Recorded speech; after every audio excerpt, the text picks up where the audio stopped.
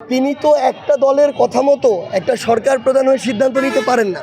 একটি রাজনৈতিক দল, তারেক রহমান হচ্ছে ওই দলের ভারপ্রাপ্ত চেয়ারম্যান। তিনি অবশ্যই তার দলের অবস্থান ব্যক্ত করবেন, খুব স্বাভাবিক।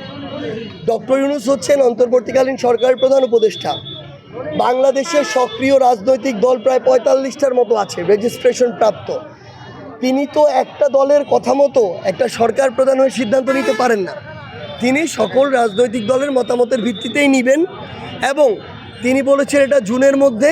আমরা আমাদের জায়গা থেকে জাতীয় নাগরিক পার্টি এনসিপির পক্ষ থেকে বলতে চাই, ডক্টর ইউনূস এবং অন্তর্বর্তীকালীন সরকার যদি মনে করে যে একটা সুষ্ঠু এবং স্বচ্ছ নির্বাচনের জন্য জুন পর্যন্ত সময় প্রয়োজন, ইভেন যদি তিনি মনে করেন যে না আরও ১-২ মাস আগে এপ্রিল মেতেও করা সম্ভব, আমরা আমাদের জায়গা থেকে মনে করি যারা বাংলাদেশের বর্তমানে রাজনৈতিক দল মনে করে যে এই অভ্যুত্থান পরবর্তী সময়ে সবচেয়ে গুরুত্বপূর্ণ হচ্ছে একটি সুষ্ঠু ও স্বচ্ছ নির্বাচন, ইভেন শুধু নির্বাচন নয়, সুষ্ঠু এবং স্বচ্ছ নির্বাচন, তাহলে তারা এই জায়গাটিতে সুষ্ঠু এবং স্বচ্ছ নির্বাচনের ক্ষেত্রে আপোষ করবেন না।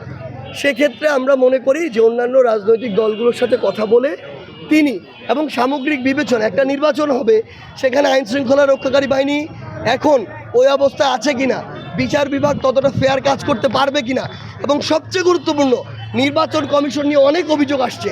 আমরা হাইকোর্ট থেকেও এরকম বিভিন্ন মন্তব্য পেয়েছি।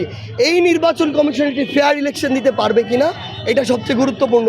যতক্ষণ পর্যন্ত এই বিষয়গুলো নিশ্চিত না হচ্ছে ততক্ষণ পর্যন্ত যদি টাইম ফ্রেম নিয়ে সরকারকে জোরাজুরি করা হয়, আমরা মনে করি এটা অন্যান্য যে রাজনৈতিক দলগুলো তাদের এক্ষেত্রে কোনো সমর্থন থাকবে না।